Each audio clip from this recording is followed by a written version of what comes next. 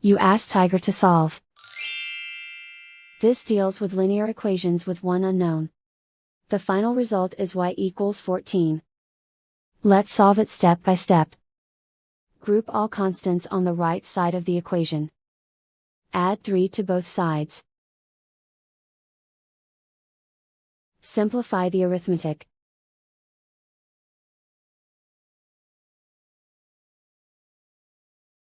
Isolate the y. Divide both sides by 2. Simplify the fraction. Find the greatest common factor of the numerator and denominator. Factor out and cancel the greatest common factor. And so the final result is y equals 14.